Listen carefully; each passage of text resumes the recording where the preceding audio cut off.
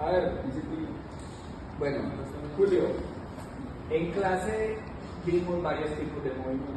¿Qué tipos de movimientos vimos en esta clase? Movimiento rectilíneo uniforme y uniforme variado. ¿Cuál es la diferencia entre esos dos, por ejemplo?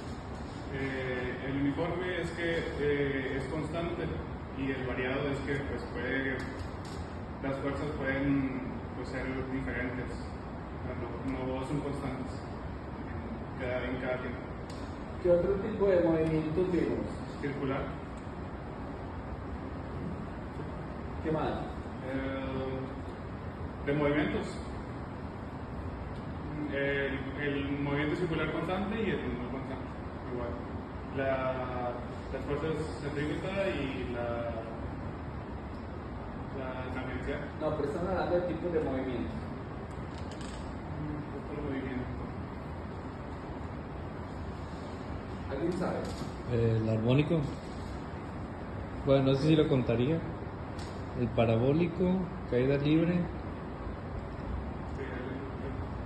¿Cuál es la diferencia entre, por ejemplo, esos movimientos que eran al principio? El rectilíneo uniforme, el circular y el parabólico. ¿Cuál es la diferencia entre esos cuatro movimientos? Pues el rectilíneo, pues literalmente es una recta. Puede ser de que nuestro cochecito, el cochecito va a 120, pero tuvo que frenar aquí tantillo y ahora va a 90. Sí, ok. ¿Cuál es la diferencia entre los cuatro? Pues que unos marcan líneas, otros círculos, otros parábolas cuadráticas, también pues caída libre, que ahí afecta mucho la aceleración de la rueda.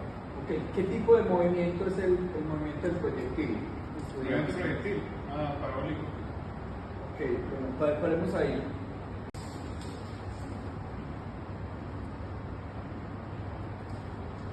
Dentro de esos movimientos, ¿cómo clasificarías el movimiento circular y el movimiento parabólico? El movimiento circular y el parabólico.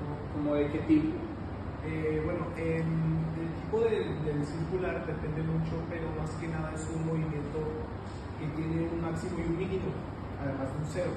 Y el parabólico es uno que literalmente sube y baja con una velocidad inicial y tiene una aceleración respecto a la gravedad que es negativa. Dibuja un movimiento parabólico, como el del proyectil de la parabólica. Puede ser más o menos así.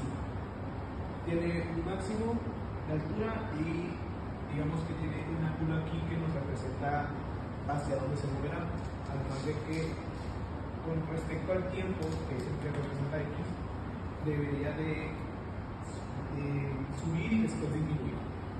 ¿Qué pasa si ese mismo movimiento parabólico lo dibujamos pero ahora con fricción? Con fricción debería ser menor respecto a X, si no me recuerdo. Debería hacer más o menos eso. ¿Y por qué crees que debería ser menor? Debería ser menor porque la fricción del aire lo que hace es empujar nuestro proyectil y disminuir su velocidad, haciendo que caiga a menor, por decirlo, alcance. ¿Cómo se comporta la aceleración en ambos movimientos de esos que dibujaste? La aceleración en ambos movimientos se comporta de manera instantánea, si no me recuerdo, además, y constante al hecho de disminuir la velocidad de ir para abajo. Por ser un movimiento en dos dimensiones, ¿Sí? todas las cantidades tienen componentes en dos dimensiones. Sí. O sea, la posición tiene componente en X y Y, la velocidad tiene componente en X y Y, y la aceleración tiene un componente en X y Y. ¿Cómo se comporta la aceleración en cada movimiento en sus componentes? En Y debería de aumentar. ¿En cuál? ¿En cuál movimiento? ¿Con fricción o sin fricción? Sin fricción, debería de aumentar primero. En la aceleración debería aumentar un tiempo hasta llegar a su punto máximo para después disminuir a causa de la ¿La gravedad. aceleración? Sí, porque va a ir disminuyendo la aceleración respecto a. Ok, paremos ahí. Sigue Alejandro.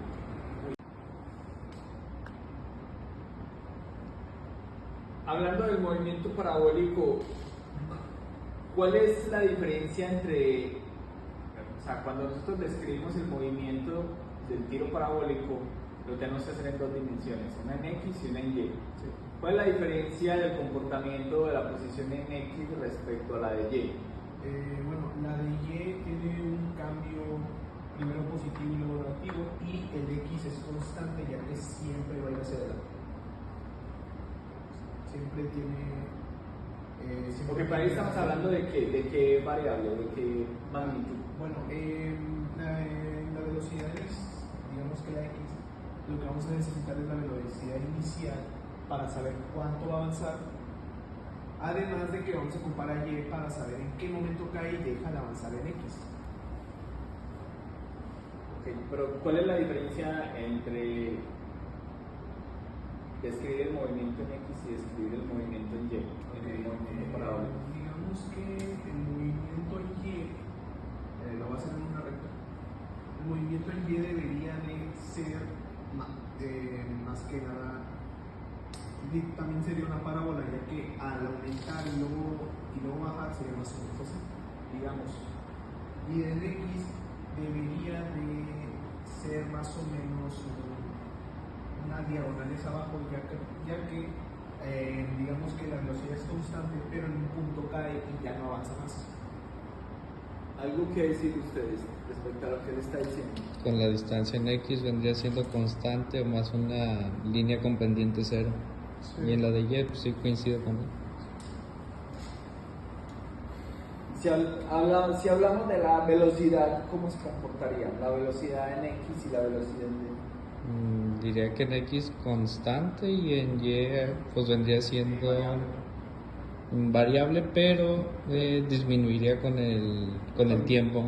Cuando llega el punto, antes de que llegue el punto máximo, decrece un poco, después llega al punto crítico, que es el cero, pues vuelve a ser.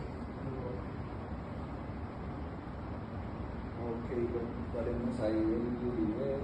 Vamos con lo que estábamos discutiendo con Ángel.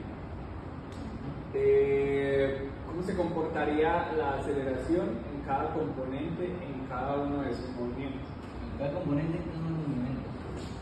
Bueno, la aceleración, que es sin fricción del aire, pues es constante, o sea, no disminuye la aceleración. Y bueno, en X, en Y se mantiene constante, y cuando pasa por X puede llegar a aumentar para bajar. Y en el que es con fricción, la aceleración puede ir disminuyendo por la misma fricción del aire, la va deteniendo. ¿Pero en qué componentes? ¿X y Y? Pues en los dos. Creo que puede ser que en X sea más rápido la disminución, en Y puede ser más rápida la disminución de la velocidad de la aceleración. Por ejemplo, si yo te digo,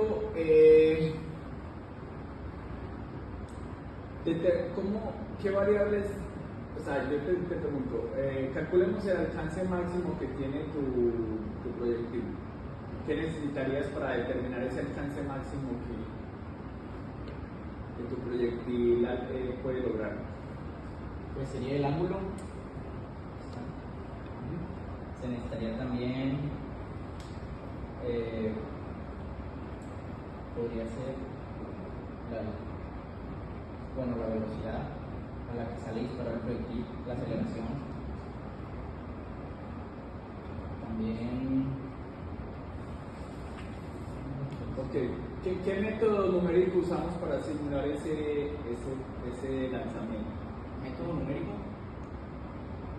de Euler, ¿no? ¿Y en qué consiste el método de Euler?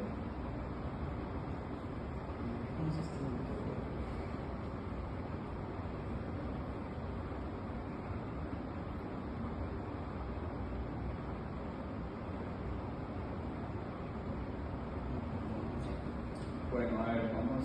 ¿Cuál es tu nombre? Alejandro Chávez. Alejandro Chávez, vamos con Abel. Ahora sí, Abel, explícanos en qué consiste el método de Euler. Euler. Bueno, según creo era que agarrar una fracción de lo que venía siendo la distancia. Bueno, primero de eso, ¿para qué se usa el método de Euler? O de Euler, como quieran llamar. Que era para sacar la aceleración instantánea o velocidades instantáneas. Que vendría siendo así como una comparación de dos fracciones del recorrido completo. Ok, y explícame cómo se utiliza, o sea, porque nosotros lo necesitamos para describir el movimiento del proyectil, pero cómo se utiliza el método de Euler. O sea, si tú le quieres explicar a alguien que nunca ha utilizado el método de Euler, te quieres explicar para que él lo utilice, ¿tú qué le dirías?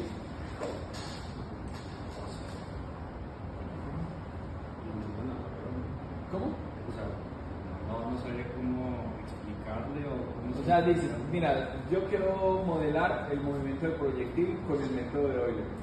¿Cómo le puedo hacer? No. O sea, esa es la entrega 4 del reto. Sí, ¿Algunos saben? bueno, hay unos que velocidad inicial, no. Tiempo. O sea, ¿algunos saben? ¿Cómo? Yo tengo una idea más o menos que creo que es un punto y se marca una tangente, la cual la otra se va a aproximar al... ¿Recuerdan en clase cuando explicamos el método de Euler, yo lo hice en Excel, que ustedes lo vieron? Yo Sí, lo hice. sí. Bueno, ¿recuerdan cómo lo hice? O sea, no de memoria las ecuaciones, pero más o menos cómo lo implementamos. Pues O había sea, ¿qué necesitábamos? una constante de fricción cuando es con fricción y teníamos que la DT, Por ejemplo, desde el caso más simple, sin fricción. pues DT, Una fórmula que era de la tensión inicial, la velocidad inicial, por un medio de aceleración por tiempo cuadrado, no sé cómo recuerdo, para sacar la posición final. Esa era una de las que necesitábamos. Que era la velocidad inicial, la K, que era la resistencia del aire, H. Explícame, ¿qué hicieron ustedes en la entrega 3 y 4? Bueno, ¿qué hicieron ustedes en la entrega 3 y 4 del reto? ¿Cuál era la 3? ¿Cómo? ¿Cuál era la 3? era la del CEN, ¿no? Es lo que hicimos en Excel. Que fue el método de Euler. Que sacar la altura máxima, distancia. Dibujan qué gráficos entregaron ustedes en ese reto, en esa entrega. Creo que fue una así. Una diagonal que creo que esta era la aceleración y otra que era una parábola. Eso lo hicieron con el método de Euler, esos gráficos que me estás Sí. enseñando. No estoy seguro. En la parábola sí, ¿Tú lo hiciste, ¿o qué? una parte, Y otra parte de ellos. Ok. ¿Alguien sabe explicar el método de Euler? No. Es que lo único que yo sé que es dibujar un punto en donde está la parábola, dibujar la tangente y aproximarse ¿Quién al... hizo esa parte? ¿Quién hizo esa parte del método de Euler? Entre todos lo hicimos. Entonces, pero me estabas diciendo que él hizo una parte, él hizo otra parte. Sí, pues todos hicimos una parte cada uno. Por eso, ¿quién hizo la parte del método de Euler? Otros dos. Entonces, ¿por qué no me la están explicando? Porque no entendimos de la mejor manera, profe. O sea, solamente hicimos lo que usted había puesto de las fórmulas. Pero no entendimos cómo, por qué, para qué me servía o eso. ¿En serio? Sí. ¿Y por qué no? A ver, eso me preocupa. O sea, me preocupa que no hayan entendido para qué sirve el método de Euler. Porque pues nos gastamos una clase completa explicándolo. Explicamos de dónde salieron todas las ecuaciones y luego lo hicimos en Excel y Incluso tuvimos la solución de algunos de los movimientos de uno de los grupos del salón. Entonces, si no quedó claro, ¿por qué no me preguntaron? Recuerden que en todas las clases yo les digo, muchachos, pregunten. Si no comprenden algo, o sea, si algo no está quedando claro, pregúntenme y lo volvemos a explicar. Pero pues imagínense a estas alturas decirme que no les quedó claro para qué era el método de ver si es el 50% del reto. ¿Qué opinan ustedes de eso? No, pues fue más, yo diría que más el miedo. Sí. ¿Cómo? O sea, más el miedo.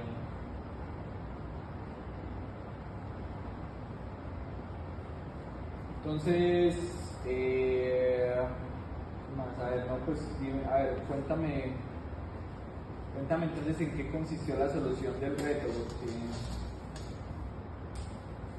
porque si, o sea, si ustedes solucionaron el reto y no saben qué es el método de Euler, pues me preocupé. Explícame entonces en qué consistió el reto. La solución del reto, pues ustedes hicieron muy bien la catapulta, hicieron muy bien pues las primeras entregas, pero aquí en estas entregas no sé qué pasó. Por ejemplo, explícame el movimiento circular, por ejemplo. A ver, vamos a decir que el movimiento parabólico, ok, es un tipo de movimiento en 2D. El otro tipo de movimiento en 2D que vimos fue el movimiento circular. Háblame un poco del movimiento circular. Que el movimiento circular, bueno, vendría teniendo, ¿qué es? Varía el radio, ¿Cómo se comporta la velocidad y la aceleración en el movimiento circular? la aceleración constante, o está el que es variable, que eso vendría siendo un cambio en la aceleración.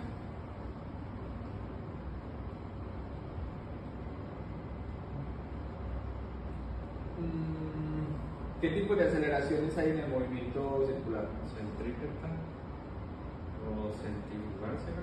¿O es igual? ¿Qué más? ¿Cuántas aceleraciones tiene el movimiento circular?